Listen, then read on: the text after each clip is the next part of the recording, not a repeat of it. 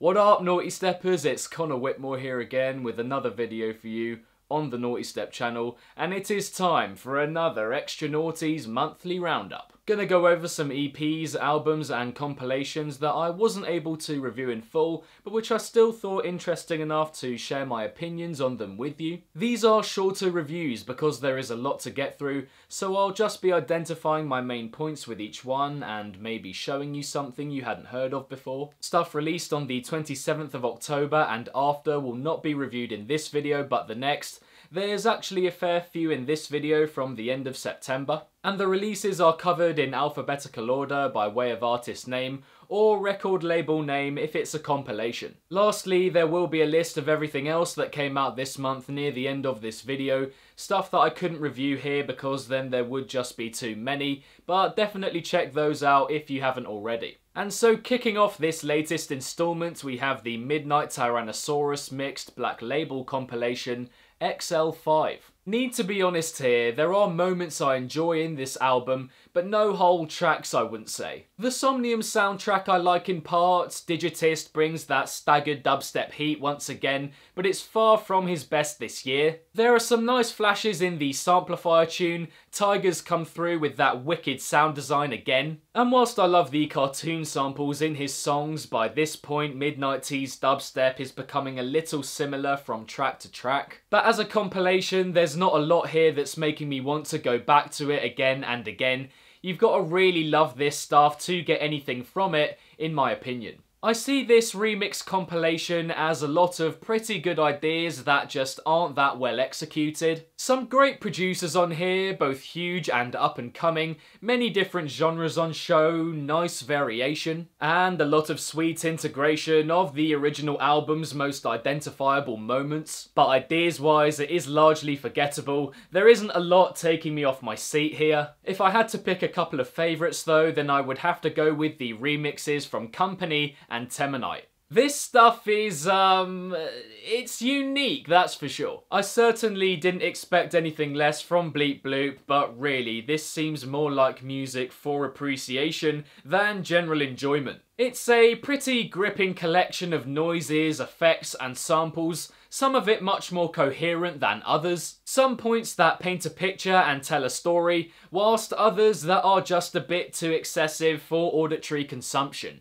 I'm really happy there's music like this in the bass scene to challenge our notion and understanding of how exactly it should be. But I think if you're looking to get into something in the strictest sense, then this may not be for you. This is bombastic bro step at its finest from the one and only Charlie Zane. Someone whose stuff I've enjoyed quite a bit over the last few years. Happy to see that he's still killing it. Quite simply, if you enjoy large, wide-reaching, Bridimy music in the style of Company and Woolly, then you will love Charlie Zane. Honestly, refreshing to hear dubstep like this, wild from beginning to end, all these massive sounds, love it. And if you're in need of a non-rhythm dubstep fix, then this is your go-to. This is the second EP in 2 months from the mysterious, fresh-on-the-scene producer Death Pact. Cypher 2 very much carries on where Cypher 1 left off, with more moody, hypnotic, mid-tempo and house bangers for us to feast on. Again, got that distinct electronic jazz element to it, very Justice-like in that respect. A little refinement still needed, I think, in terms of the balance between different moods, and in using some sounds too much and others not enough. But it's another solid collection in the earliest stages of this project. Not sure where it'll go next, but I'm definitely excited. Safe to say that this highly anticipated album from G Jones is pretty much exactly what I came for. Riveting glitchy music infused with loads of attitude, purpose, direction, emotion. It's quite a piece of work. I've talked before about other approaches with this kind of music, more like a mesh of sounds with no real flavour or personality to it at all. But this album ticks all those boxes and more. There are hype moments, moments of reflection, a lot is available to wow you and take you away. And I genuinely feel like we are looking at one of the albums of the year here, one of those where it's hard to pick favourites because there are just so many good tracks. Fellow G Jones admirers, I shall see you in my albums of the year video. This EP is good. It hasn't had quite the impact on me that I expected it to, but I still enjoy it. It's a really nice style generally, that softly pulsating approach, a real warmth and coziness to it, even though some of the sounds are so grisly. Just think it lacks a certain subtlety at points, moments where it's trying a bit too hard doing what it's doing. Either that, or it goes for a more emphatic approach, like in the Dubloads collaboration, and doesn't have quite enough going for it. So it's caught in a middle ground a lot of the time, but don't let that take away from the general approach of the EP. Stylistically, it's a very enjoyable listen. These are some pretty huge remixes, guys, not gonna lie. This is one of the best remix compilations I've heard in a fair while, that's for sure. It's just rare that everyone delivers on a remix package, at least to some extent, and well, I think that happens here. With Herobust, you know you're going to get an incredible selection of producers involved, and they all bring the filth in one way or another. The way the hype and madness is maintained until the very end, so many different takes using different sounds altogether, and all with this insane energy that I can't say I expected, but is very much welcomed. As far as remix compilations go, this one is definitely up there with the best of this year. If you're gonna take a leaf out of someone's book, then let it be Herobust's. A producer you may remember me talking about in part 1 of my 5 producers you must follow series is Nano, and his latest EP takes us to grungy dubstep heaven. Not as colourful as a lot of his past stuff, but the darker avenues he goes down are undoubtedly a worthwhile listen. Pretty booming music with lots of little breaks and moments of surprise to really keep the listener guessing. Satanic tunes that supply hit after hit of huge sound but never get too much. Those breaks I just talked about, creating really nice moments of contrast across the 4 tracks. But yeah, if you like your dubstep, then definitely check this out. Horror-centric bangers at their finest. The latest compilation from Nightbase is very enjoyable for around half the time, I would say. Some really cheeky tracks here, notably from AC Slater and Bijou, Volak, Petey Clicks and Sinden and Jackster Fishworks and Shinichi Osawa. But the others don't quite reach those heights for me.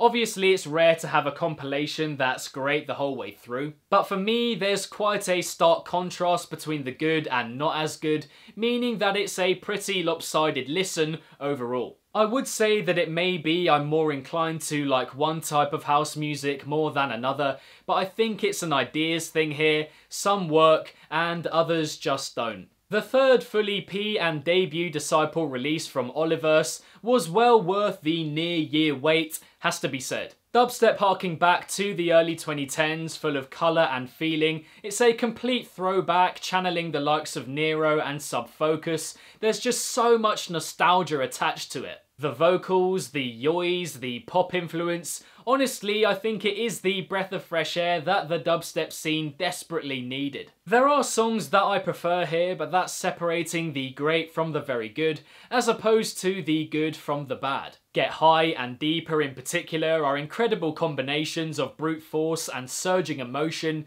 stunning tracks. But yeah, this thing is great. Would say that dubstep needs more of it, but I'm kind of enjoying its freshness and difference from the norm at the moment. We can keep it like that just for a little bit.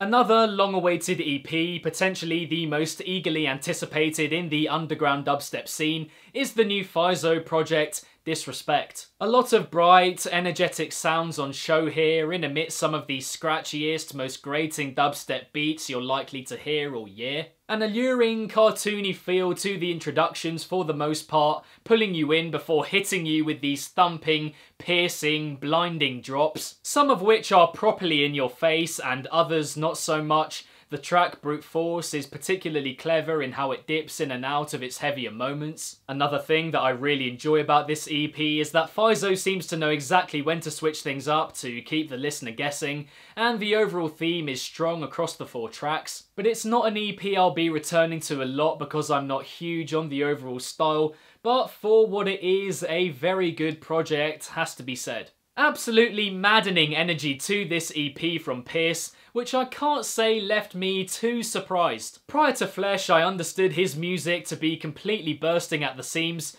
with little focus on the relationship between individual sounds, and this is a continuation of that. The interaction between separate sections is there. There's a good contrast between the gloomier stuff and those punchy bro step drops. But the drops themselves are just a little weak in construction. There are some good sounds on show, but there's hardly any fleshing out of them. The exception being the track Tyrant alongside Omni, who's on hand to lend a whole load of weight to his overall sound. Because when it's just him, the drops sound a little bit empty in spite of the ideas being alright. If he can correct that over time, then he's on to a winner. Riot 10 isn't someone whose music I've enjoyed that much in the past, and this EP goes some way towards reminding me of that. I associate him with pure headbang music without much ingenuity ideas-wise, designed for those who want to go crazy as opposed to those who want to appreciate the intricacies of dubstep music. I mean, the title, Hype or Die, says it all really. But there's a bit of difference here, a few ambitious ideas beyond the odd sound being drawn out and repeated again and again. There's a definite improvement on the mixdown front,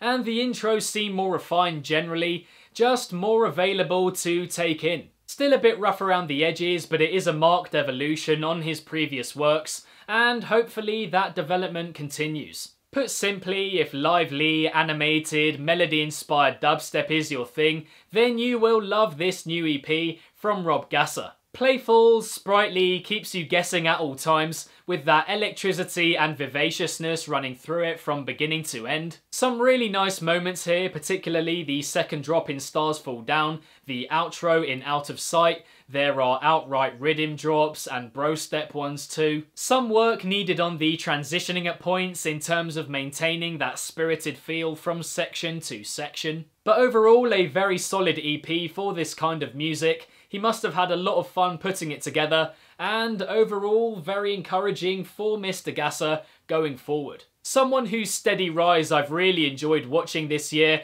through many underground dubstep labels is Sora. This EP, released under Audio Records, is everything you would want from him and more, quite frankly. Meaty, acidic, Bridimy kind of music that brings together a load of captivating sounds and just has you right in the palm of its hand. Rare that you get the mix of sonic clarity and largeness of overall sound spot on, but this one does in all 4 tracks in my opinion. Runs the risk of sounding a little samey at times, but overall another very good audio EP, and I'm excited for what Sora comes out with next. I think, similarly to the Black Tiger Sex Machine remixes, we have a load of edits here that have good intentions and ideas, but which just aren't executed all that well. Many artists here that I've heard much better from, and you're wanting them to apply that here, but they just don't. Which is unfortunate, but again, I return to the idea of remix packages having a set date,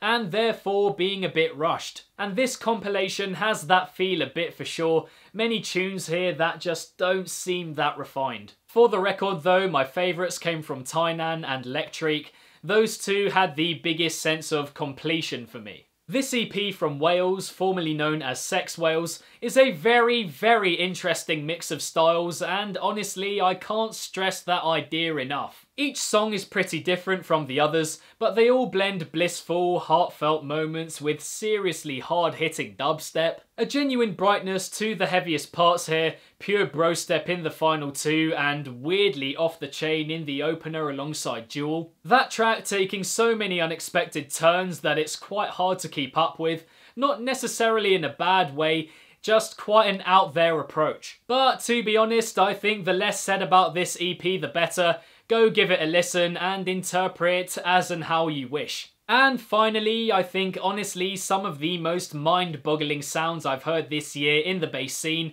come in this EP from Yuki. All those gurgled, vomit-like effects, the high-pitched squelches. To be honest, with Snails having moved away from those sounds for the most part, they're actually quite refreshing to hear. But several of the drops here are pretty loosely assembled, drums not quite emphatic enough to support those aforementioned sounds. Meaning a few songs drag a bit, some good ideas and features here, but Yuki are all about that distant, delayed stuff in their drops, and I can't say I'm too about it. I enjoy Human Annihilation and the tempo change in Brainwarp, but overall not the strongest project from them, has to be said.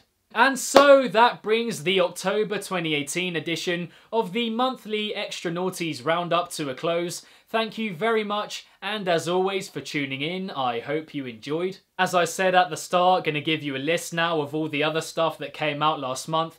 Too many, in fact, to even have special mentions. So give the video a little pause now if you want to screenshot this and remember the ones that you haven't heard of yet. But overall, October 2018 was another crazy month for dark electronic music. On top of everything already mentioned, we had EPs from the likes of Virtual Riot and Woolly, compilations from Audio and Interval, the new track from Joyride and Skrillex, reviews of which are all up on the Nawtystep channel. But with regards to the EPs, albums and compilations I reviewed in this video, which ones did you enjoy? Which others not so much? Are there any that I missed out? Let me know in the comments below. If you enjoyed this roundup video, then be sure to give it a big old thumbs up and subscribe to the channel if you haven't already, hitting the notification bell along the way. Next to my head, there should be a link to another Extra Nawties roundup video if you're looking for some more dark electronic tunage to sink your teeth into. Links to all the projects discussed in this video are in the description box down below, as well as all the Nawtystep social media accounts, so get liking and following those if you haven't already. And lastly, if it's naughty, then you know guys, so be sure as always to keep it naughty and stay safe. And I shall see all of you legends in the next one. Peace out.